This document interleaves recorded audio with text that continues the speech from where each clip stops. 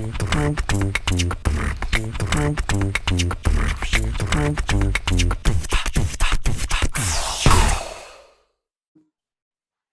right. Welcome, conversators, to episode 8. We're going to call it Get a Life and Coach. We have here I would say, amazing Erica Thompson. She's the business owner of Feed the Soul, correct? Yes. Okay. And we're gonna ask her a couple, almost like an interview, to basically jump in. And since we're usually used to like group conversations, we usually introduce our Zoom etiquette. But I'm pretty sure you've done a lot of Zoom, so you wouldn't need that. Do you have anything else to say? No, that's pretty much it. Okay. We can get started. Sounds good. So for the first question, wait, go ahead. I just one question. When you say Zoom etiquette, just one question. Can I use profanity or should I not? Yeah, you can. So usually it would be like, since there's usually this is our first like 2v1, like our one-on-one interview. But usually we'll be talking about like, one mic, no interrupt people and stuff like that when they're speaking. Yeah. And then if you have a rebuttal, you can wait until the person's finished and then you can speak on Okay. it. Yeah, but The since profanity is fine. the profanity is fine. Okay, because I'm like, I don't know how deep the rules are going to get, so I thought I should outline some of those. No problem. And we can start. So the first question we have for you is, for the people who don't know, what do you do? Okay, so I am a life coach. Yeah. And so basically what I do is I help people overcome situations. I teach different type of mindfulness techniques for a life situation that someone can be in and they need a little bit of assistance.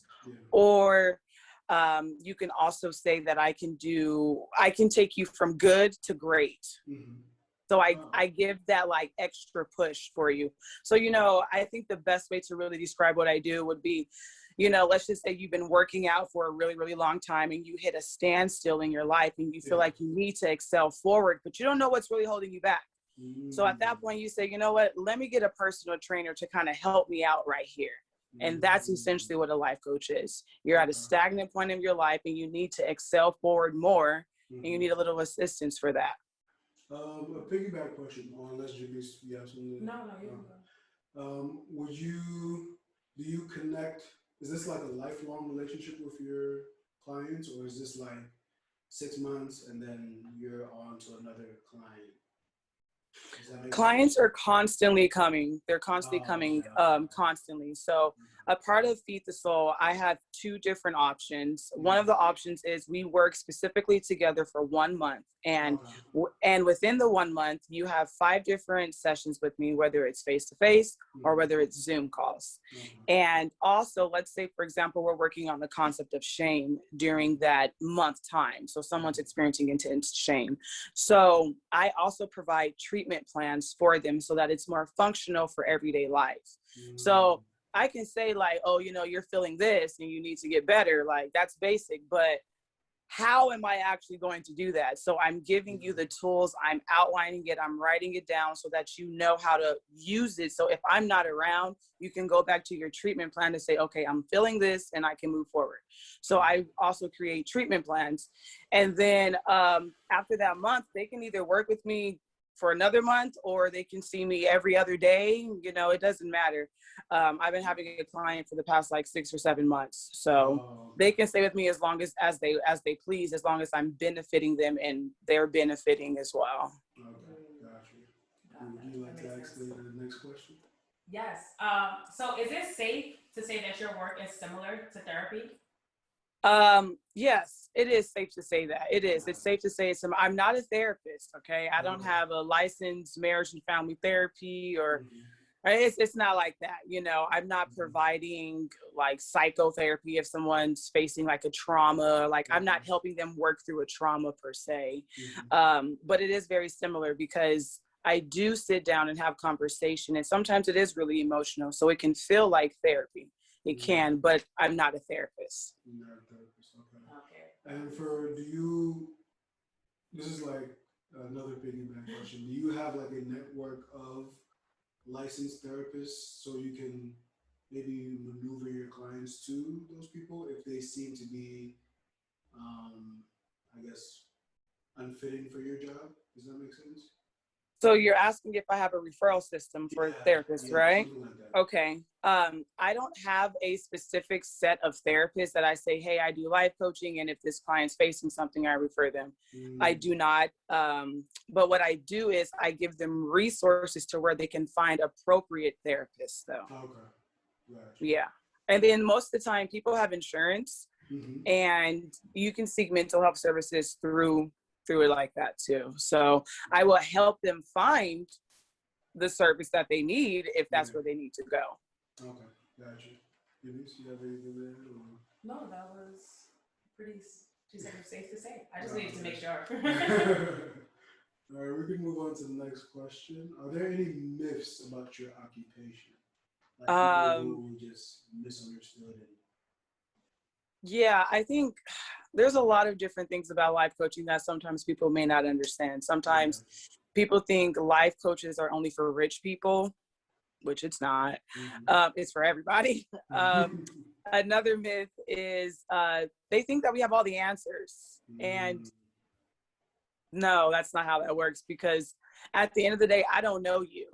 I don't know you, so I'm only assisting you. I can't say, I'm not playing God and say, I have all the answers, here you go, So that's another myth that people tend to think. Like, they tend to think that we know everything. And I'm like, nah, like, it's not. I'm still a human being too, like, and so, and I think that people think that it costs so much money. Like, they think it's so expensive for it, but I definitely do think that.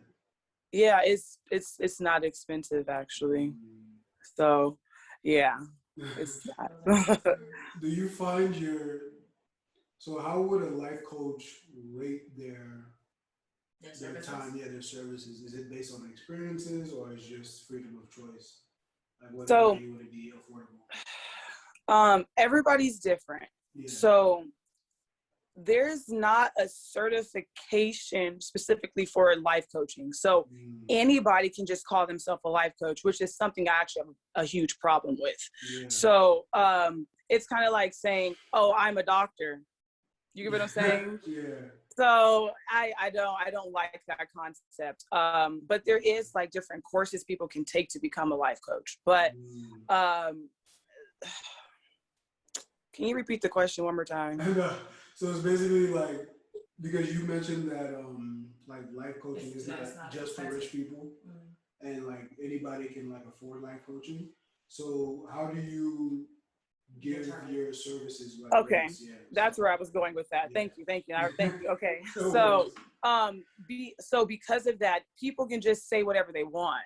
You get what I'm saying? Because anybody can just say I'm a life coach, and they can just charge whatever they want. Yeah. So I really think that as far as sometimes life coaching isn't a full-time job, like because you need to build clientele, you know what I mean, before you can go full-time. So if somebody is a full-time life coach, their expenses may be more because you have to pay for their life at the same time, So let's say if someone is a full-time life coach, think about all your expenses that you have. Like, let's just say you need $2,500 a month to live comfortably. That's, to live comfortably. You know what I'm saying? So you have to gauge your prices according to the way your lifestyle works. But some people aren't like that. They just want to charge absurd prices. So, yeah. Okay. I see. Okay. Would you like to ask the next question? I don't know. I was interested in the fact that you mentioned the big problem that you have, that anybody can claim to be a life coach, and the fact that there's no certification process, right? Do you think it would be better if there were a certification process? Yes, because that's pretty much like, the best way to describe it is like, just because your mom is 55 years old, she's a life coach. So it's like, what makes you think that you are qualified enough to help somebody with their life? You get what I'm saying? Yeah. And just because, your dad left when you were 5 and then your mom's a crackhead or something crazy, you think that you are good enough at life to tell somebody else how to live their life. Like, So I feel like I don't like that aspect of that. I don't like that. So I think there needs to be some sort of education behind it. Mhm. So what I did was one of my favorite authors, his name is Jay Shetty. He has a podcast. I don't know if you guys have ever heard of him. But basically he created a life coaching school, and you can get certified through, it's called ICF, and like there's different types of programmings that you can do as well. So I said, you know what? Yes, I have a master's in rehab counseling, but I still want to make myself more credible for the work I'm going to do. Okay. You know, like having a master's is one thing, but actually going to school for something very specific, you know? And so since he created that school, I said, you know what? I'm gonna just go ahead and pay this money and be a part of the school. One, because schooling, it makes you more credible at the end of the day, period. But also using Jay Shetty, who has a huge platform. He's a famous guy. He speaks truth and wisdom. He's very credible. So I said, okay, if I'm a part of his school, then I know I'll get the proper teaching and stuff too. And he's credible, so people would look at me and perceive me differently when taking my services. Oh, okay. Wait, is is he like on Facebook? Does he do like a lot of those viral Facebook? Make wisdom go viral, Oh, yeah. Okay. Yeah. I'm familiar with him. I didn't know he was an author though. I thought he was just like one of those like Facebook live speakers. But you brought up a interesting point about age. So you look young yourself. So do you experience clients maybe be off-putted by you looking young, or does age play a factor in like experience in terms of your occupation? I believe I'm an anomaly. Okay. Physically I'm 26, but mentally, emotionally, and spiritually, I'm beyond years. So the way I conduct myself, my demeanor, that's the only thing that actually stands. Okay. All right. How are you able to present that to your clients and like have them be, I would say like accepting of your work? Like, oh, I can trust this person, basically. So you have to be relatable. When speaking to somebody, you have to be relatable. Like that's the way you can talk to somebody. Like if you can relate, then you can have a conversation. You know what I mean? And so I have a very wide range of interests in general. I'm interested in so many things. So I can always find a common ground within somebody, but I don't necessarily have to present my age or anything. My mentality is, do you want help or not? I like that. Okay. Because you got to be straightforward with people. Like, you know what I mean? Like, you got to be like real with it. Like, yeah, I'm young, but like physically, but whatever, like, what does that matter? I can help you though. So she sounds like me when I'm a teacher. So I would say your method of working, your clients have to be wanting and willing to accept help. Like you can't have a client who's just down bad and they're just looking for you for assistance. Right. Like, okay. Got it. So I can tell you an example that I had with the client. And I'm very serious about the services that I give because I have to literally give myself, I have to give myself. And so I was creating treatment plans, we're having conversations, and girl still ain't doing things. She ain't really producing. And I told her, I said, look, do you want the help or not? She said, yeah. I said, I will give you all your money back today because you're not showing up in the way that you need to show up, So it's like people have to be willing because I don't have to be here. You understand what I'm saying? Like bottom line, I don't have to be here. So if you're coming to me for something that you need, utilize it because you're wasting my time and somebody else's time because somebody else can be taking your spot right now too. So it's like, you got to be serious about your mental health and you got to be willing. And if I feel that you're not, I will end the services right then and there. I'm like, well, this is not working. It's not conducive for me or you. If I'm showing up fully for you, you got to do the same thing. Okay.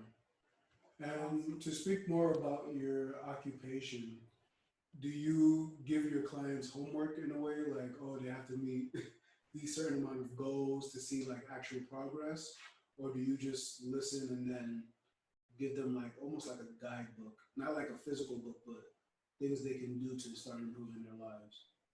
So I'm going to go back to the question because life coaching is not my occupation right now. I am actually a social worker by day. So I have a 9 to 5 and I'm a social worker. And then I have life coaching on the side. So, and then as far as helping the clients, yes, in a way on the treatment, yes, there is like a guided way of doing things. So yes, it is. So like mentally, like I'm speaking it to them, but I'm also writing it down for them so that they can use. And then per science, it says that your client will have their like light bulb phase when they like start to understand things at the 5th session. At the 5th. So when my clients get to the 3rd session in like a month, so say we're doing a month process. So when they get to the 3rd session, because people expect to see results in a matter of days to weeks, you know, they expect to see it instantly, but that's not how that works. So by the 3rd session, they're like, why am I even doing this? Like, this is not even working. Like, what am I doing? And I'm like, you've only been doing it for 3 weeks. Like, you just started, you know. Like, do you know my name yet? Like, you get what I'm saying? Like, exactly. You know, right. So it's not going to work like that. But by the 5th session, they see the whole difference. And I would see the difference in them too, because they're actively working at something. Like consistency is key. Like to form a habit is what, 21 days? That's almost a month. You understand what I'm saying? Yeah. So if you're consistently working on something, you're going to see results. Like you will see results, which is why I provide the treatment plans, because when I'm not around, you're still supposed to be doing what you're supposed to be doing. Gotcha. Understood. All right, you got the next question. Yeah. So being a Black woman, do your experiences weigh heavy in your work? That is such a convoluted question. Can you be more specific about this question? Yeah, I mean, so the question the thought in my mind was like, because Black women have, I want to say, specific experiences in America, right? Have your tribulations and trials and struggles that you've gone through helped with the way you've given advice to your clients? Okay.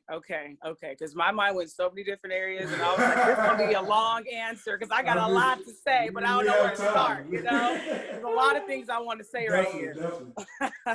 So, being a minority is one of the best, worst things. The worst, we ain't even got to go there. You get it. But the best thing about it is being able to be relatable. And that's gold. Like you got to be relatable. Even if I'm working with any minority, okay? At this moment, I'm being very PC because of the state of the world. So when you are a minority, you can relate with other minorities. You know? Yeah. And so during this time, I'm very, very, what's the word I'm looking for? Because I need you guys to feel the gravity of my words. I don't have the word, but I'm very specific about Black people, period. Yeah. Very, very specific about my people because I'm Black and I get it, you know? And so when I start to go into people's homes to help with certain situations, I'm very specific about things. Because I understand as a Black woman, and as of right now in America, our Black men, they need us Black women right now. So I'm very, very nurturing and very gentle, but yet very stern with my Black people as being a Black woman in this area, because who knows better Black mental health than a Black person, you know what I mean? And so as a Black woman, I think it's a bit harder, to be honest with you, because I feel it, you know, and I get it. But at the same time, it's so rewarding. Actually, it's very rewarding because I'm able to relate. And also when you're talking to a child about certain things, because I also do behavioral coaching for kids, because it's not just adults that are feeling things, you know what I mean? It's also the kids, especially during COVID. Like, these children need like so much emotional help. So because of that, when I'm able to talk to a young Black female, she can see herself in me too, because representation matters. And so there is a little bit of pressure in a way, like, okay, I really got to show up for my people, you know, because it's not just my peers looking at me, but kids look up to you, you know? So as being a Black woman in this field, like, it could be kind of difficult, but it's very rewarding. Okay. I hear that your gender is pro-Black, and I definitely support that. But I feel like in our state, there's a lot of resistance when it comes to us being pro-Black. Like, people feel like we're anti-white, or we're just anti any other culture when we say that we're pro-Black. Do you experience that when you interact with your followers on Instagram or Facebook or wherever you, I guess, conduct yourself? Like, do you see any resistance from people who are non-Black? Nope. Because at the end of the day, I speak truth. Okay.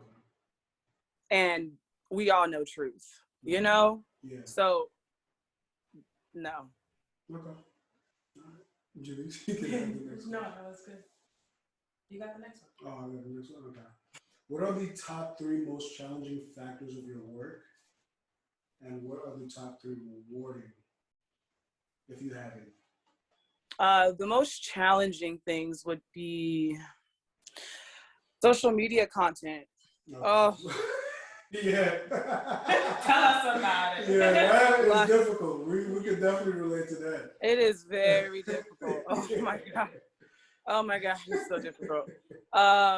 And that's why I have a marketer. Like, I have a business coach. You understand what I'm saying? Yeah. Like, you need a coach to excel you, because wow, you know, it's very difficult. But and I would say time management can be very difficult, and logistics, because I also sell apparel, and that wasn't the original idea. I was only going to be giving apparel to the people who completed a month-long process as a gratitude gift. But then people started to like it, and then I said, oh, well, I guess I could sell it, you know, like, all right, I might as well, you know?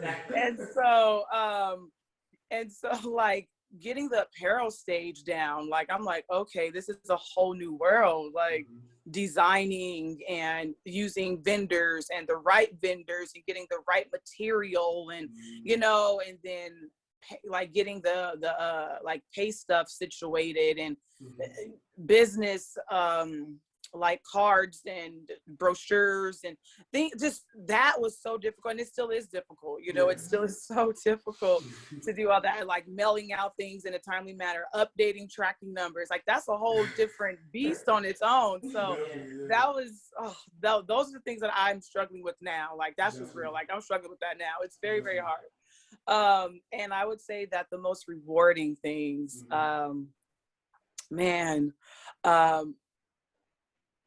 it's watching someone evolve for the better.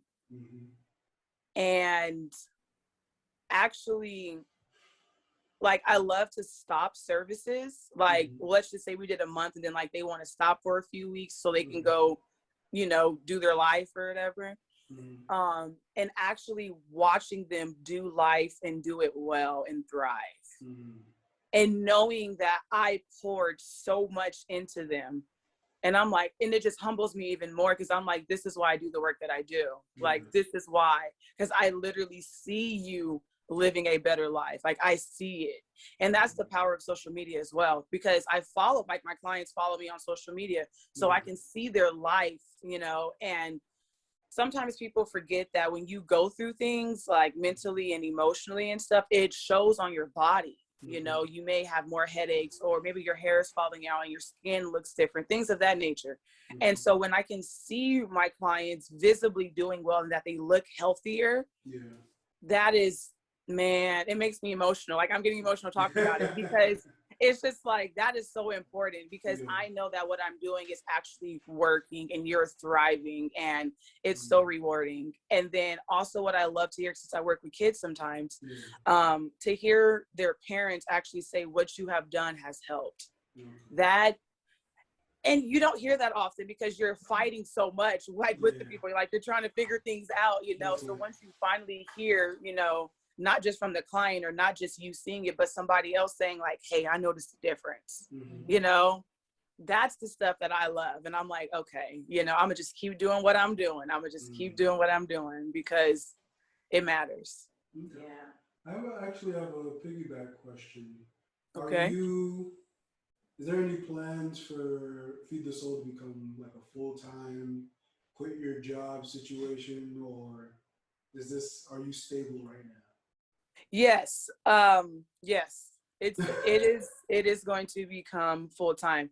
It has to. There's no other reason. It has to. If I'm going to sacrifice myself and my whole being for other people's well-being, then it has to be a full-time job. You know, it has to be. It has to be. And it's something that I love. This is my purpose. Yeah. So I feel like if it's your purpose, you got to do it. You know, you got to do it. Definitely. So like, it's going to end up being a full-time thing. Okay. And for people who, I would say, because I struggled finding my purpose and I still feel like I haven't really touched down yet. And so how was the process, or how was your experience when you found out that social work, life coaching was where you were meant to be? Wow. Okay. So one thing that I will do right now is let you guys know that I am on the Orange County. Orange County's wow, hold on. Most inspiring stories, and I talk about when I found my purpose. So I'll be sure to send you guys that link, okay? Oh, okay. It's also in my bio. It's in my bio on Instagram. So definitely take a look at it because I talk about this specifically. Okay, so social work kind of came natural. I don't necessarily think that I chose social work, but it chose me. And so ever since I was a kid, to be honest, I've always just worked well with people. I have, what do you call it? The gift of gab, when I can just speak. So because of that, I was like 10 years old giving advice to 30-year-old people, it used to blow my mind. I'm just like talking, I'm just talking. Because at the end of the day, truth is truth. Like, no matter how you put it, truth is truth. And who better to tell you the truth than a child? You know what I mean? Like, who better to tell you the truth? Right. And so at that point, I started to realize some things about myself. I was like, dang, like, you can really talk to people. And it just came natural. So, and then as time progressed, I was always interested in psychology because I want to know why are people the way that they are. And there's only so much you can describe with, I had a bad experience and now I'm like this, or I had, this amazing traveling experience and I'm like this, because people are products of their experiences. That only goes so far. So then I was like, well, what's going on in their noggin? Like, because if your mentality ain't right, then your reality won't be right either. And so I'm like, well, what's going on in people's heads? Like, let's get in there to find out, why am I the way I am? Why do I move like this, or what's happening, And so because of that, I was just always interested in what's going on, and then it just kind of naturally came. And then I just started working with people. Like, it just naturally came. Wow, that's beautiful. I wish I have. Like, just naturally chose. Is it ever too late for us to find our purpose? No. So social work came naturally. Now, as far as life coaching, 2020, I was watching everybody lose their mind. Okay. And I don't get me wrong, I'm losing my mind too, but it looks a lot different from my counterpart. And I'm like, oh my God, people are really losing it right now. And I was shocked. I'm like, but I mean, it's serious, but like, I'm like, but it's not that serious. But like, it's serious, but like, that serious? And I was like, yo, like, people are not okay, you know? And then it kind of like dawned on me, and I was like, okay, so what can I do to help these folks? Right? That was my thought. Yeah. And I remember I texted my therapist and I said, thank you so much for starting the work with me a couple years back. Because if I was in the same headspace a couple years back in 2020, I'd probably be looking like the rest of the people who I'm looking at. You know what I mean? I'm like, oh. And then she said to me, during this pandemic, it's going to bring out people's worst fears. And that really struck me in my chest, because I said, well, for me, like, I kind of fought through that, but like, these folks don't know how to fight through this right now. Like, they do not have the tools to fight through this. And I said, I got to do something. I have to do something. And I was so emotional, because you're watching like your friends and their families just not be okay, you know, and it does weigh an emotional toll on you. And then I was transitioning to work from home, from being in an office. Like, there were so many changes. So I was emotional too, but I knew that I still had my emotions under wrap. And so I said, you know what? I'm gonna talk to my colleague about some things. So I was talking to her about how I was feeling, and I was like, I need to do something, you know, let's try to help these folks on a different level. And she said, you need to talk to my life coach. I said, okay. And I'm thinking, like, girl, I already got a therapist. Like, what I need a life coach for? Like, but I just said, okay, because if somebody is also tending to my mental health, that means it's something that I'm not seeing either. You know what I mean? Since I'm in it, I mean, I can't see it. So if someone else says something about my mental health, and I'm like, uh-oh, well, maybe I should check it out then. Maybe I'm really not okay, you know? And so my life coach came to my house, and we sat on my patio because it's COVID. So we got to sit, you know, 8 feet apart and stuff like that. So, and she started to talk to me. And in that moment, I remember saying, the words went across my head, for real. I said, I am she and she is me.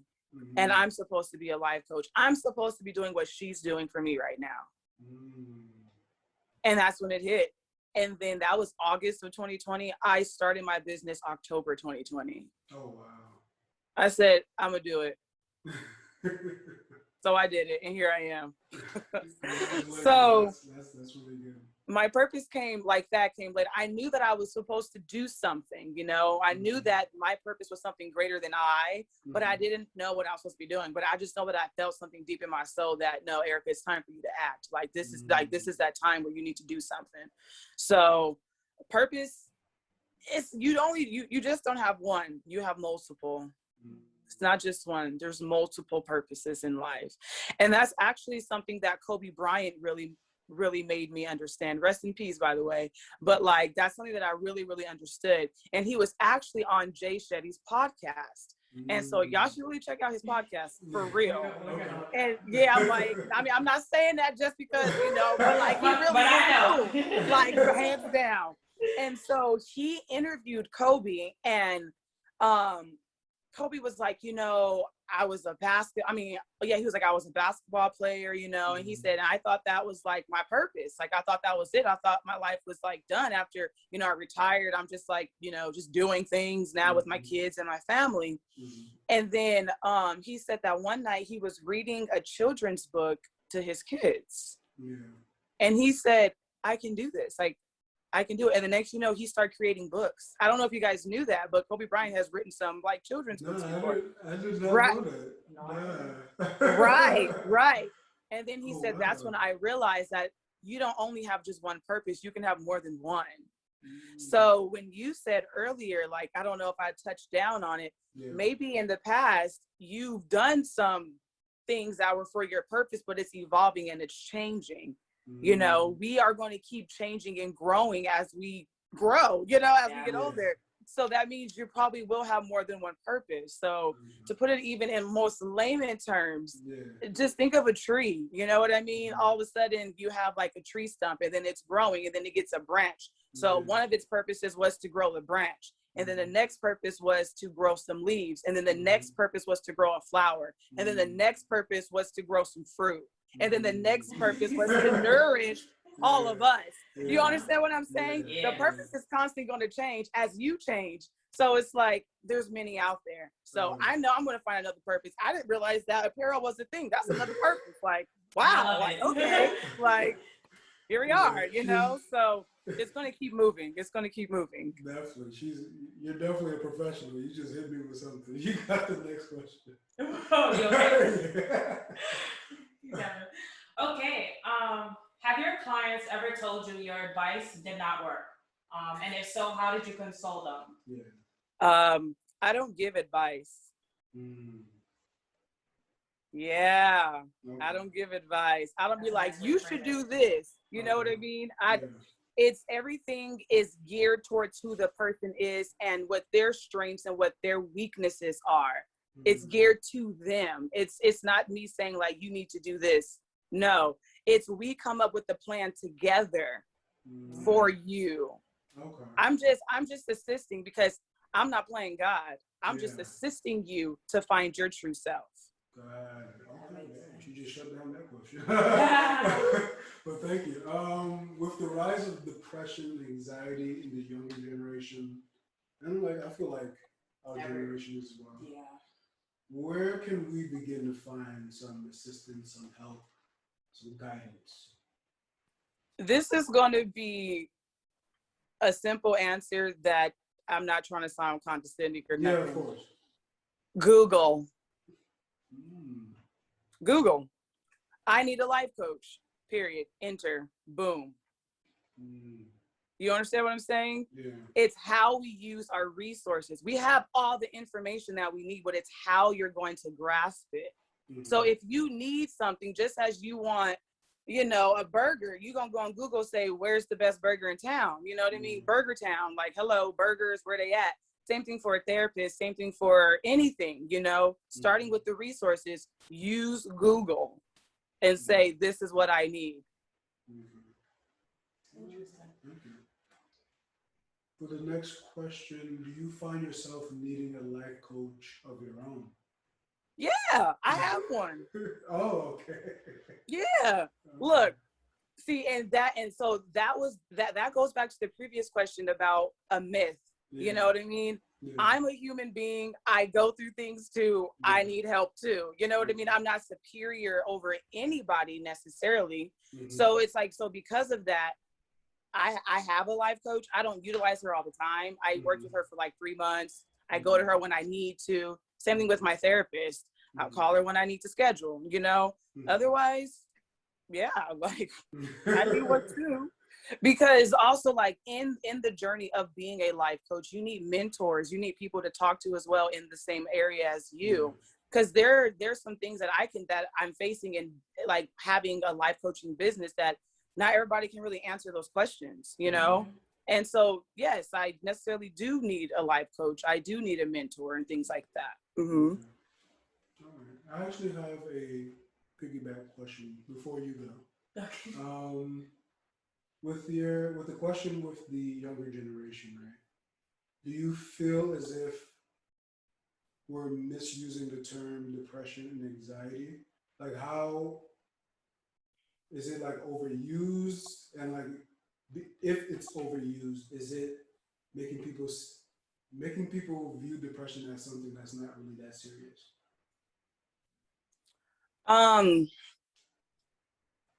Yeah, I had this talk recently with someone, and I think that, yeah, I feel very strongly about this. I do. Because nowadays, depression has always been a thing. We all know that. But I think that people are starting to become more comfortable saying, this is what I'm going through. Yeah.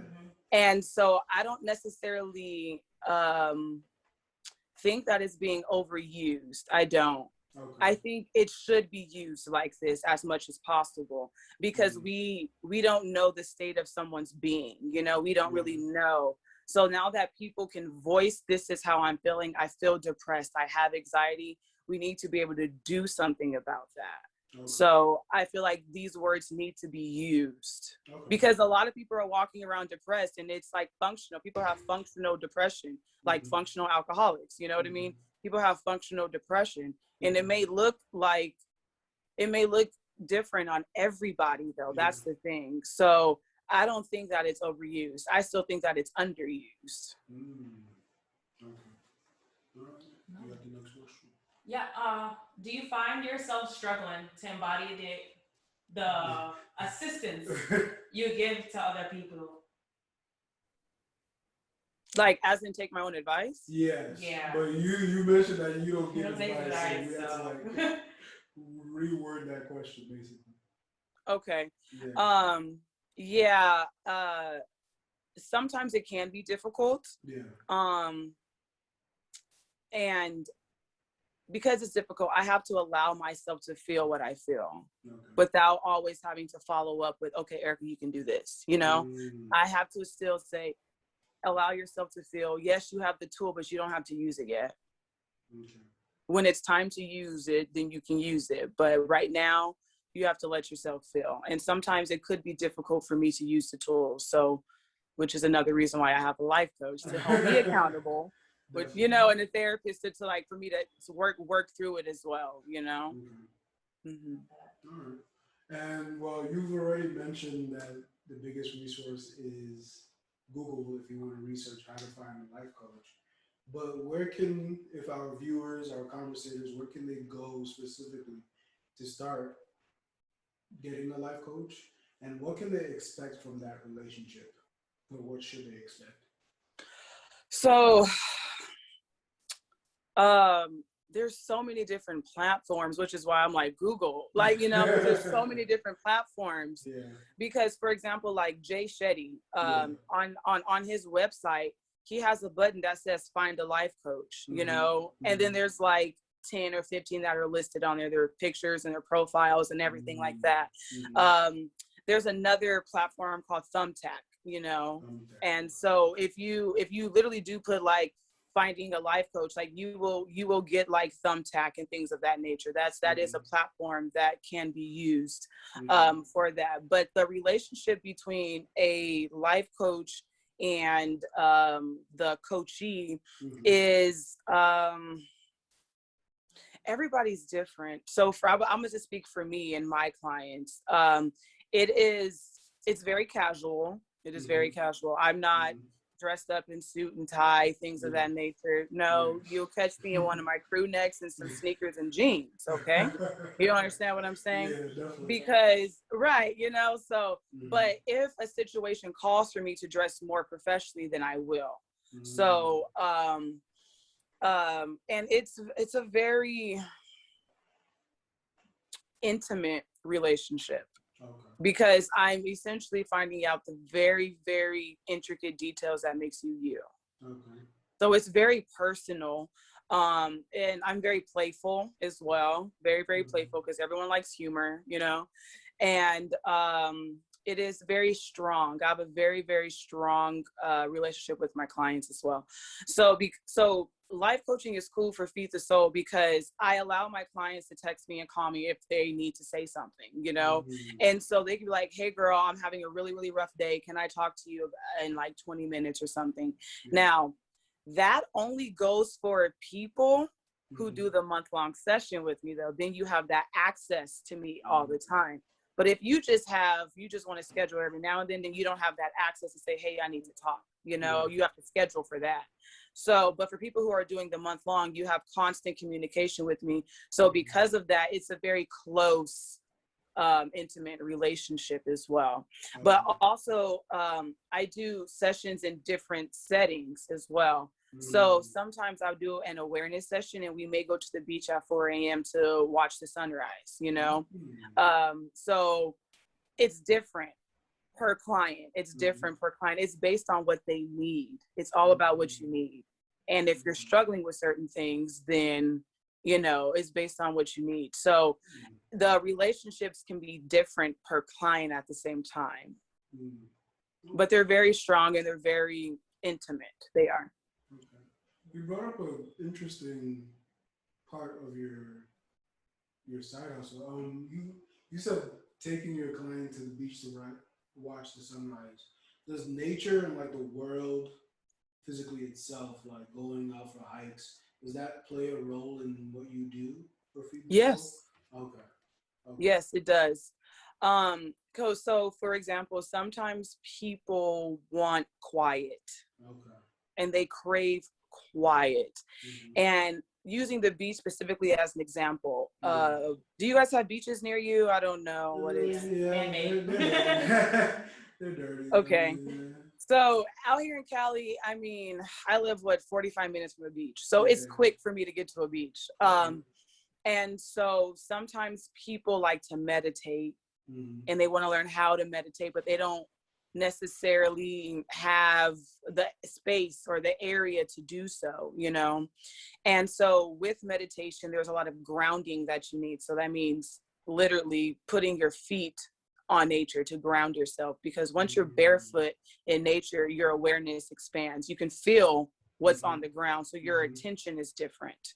And so sometimes a client may need to be grounded because they have a lot of anxiety happening. The world is moving so fast. They need balance. They need quiet. So I'm like, okay, we can go to the beach at sunrise so that we can get you that quiet, so that we can get you to start meditating, so that we can get you grounded. And the beaches out here are pretty nice at the same time. So it's also aesthetically pleasing as well. And at the beach, there's, the water's like salt water. So there's a lot of sodium in the air. So there's a lot of sodium chloride floating around all in the air. That literally changes the chemistry around you. So let's just say you have a lot of, I know now this is like breaking down to like science. This is getting a little different. But basically, there's like positive and like negative protons and all that stuff moving around in the air, And so because of that, and when you're by the beach, there's more positive ions moving around because of the sodium that's in the air. So you automatically feel better as well when you're by the beach because of the water and everything too. So yeah. I just wanted to ask, like, has your guidance ever led someone to move out? Because New York City is pretty noisy. Like, I don't think there's a lot of good spots like in Cali. Yeah. So have you ever recommended someone to actually move out from where they're from if they are suffering from anxiety and stuff like that? As they move out from their house or something like that? Maybe like move out from their overall environment. Maybe like New York City is just too active for them, and then move out to maybe a more quieter environment. No. Okay. But I have recommended recently for someone to start saving money to move out of their home. Yes. Okay. That is something I did recommend. Okay. All right, thank you. Because the thing is, like, you can't always heal in the same environment that made you sick. Yeah. You know what I'm saying? So it's kind of like something's got to give, And so if your environment is what's toxic, then you got to remove yourself from that. Wow. So yeah, I've recommended, like, you should probably start saving some money, start looking around at stuff, because of the environment that they're in. Okay. Sounds good. Yeah. How do you isolate and bring out potential within your clients? Ooh. That's also a very, very difficult question. It is, because I also do grief counseling with people as well, and then the behavioral coaching, and then the life coaching. So every person is really different because it's a child or it's an adult, and there's a lot of questions that have to be asked. So that's one thing about life coaching, which is why earlier I said I don't give advice, because I'm asking very, very specific questions. And then you as the person will help develop and realize what you need to do, and I'll assist you with that. And so it's kind of hard for me to say like, this is your potential and then like move on. Like there's a lot of questions and there's like molding, like, okay, let's just say your potential is 100, okay, and you're at 75, you know. So I'm only going to work towards your strengths, but acknowledge the weaknesses, but focus on the strengths and then offer a lot of encouragement and focus on things that you can do rather than things that you can't do. And the thing is, you can't necessarily can't do it. You just haven't strengthened that part so that you can do it. Because we're all able and we all can. We just have to strengthen that. Yeah. That was nice. Okay. You have anything to follow up on before we ask the last question? No, you know what I was interested about? You mentioned like just the younger generation going on Google to look up life coach. I didn't know that a life coach even existed. Yeah. Right? Wow. And so, yeah. And so that's when I was thinking about like the exposure. Like I've spoken to him about therapists, but I was like, wait, a life coach? Like people could actually just get a life coach, and there's probably other coaches that we have no type of memory or knowledge of. Awareness of, Yeah. I get that because there, as a comparison, I think the comparison was something like there is 200,000 therapists in California, but there's only 18,000 life coaches. Oh, wow. So they're far in between. So there's not a lot of platforms for them, which is why I'm like, Google, because it's not popular either. You know what I mean? And so, which is why I'm like, you know, really pushing social media. You know, we have to get the awareness out there that this is even a thing. Yeah, I agree with that. All right, we've come to our last question, and this was given by yours truly. What's a food for thought you would like to leave our viewers, the conversators, with?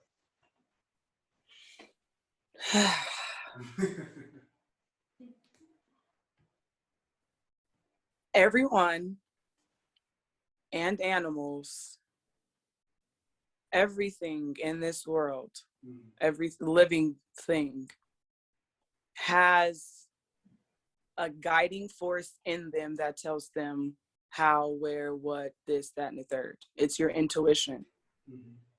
Because how do birds know to fly east? You understand what I'm saying? And everyone has that, but people aren't listening to it. So I really want people to start listening to it and obeying it.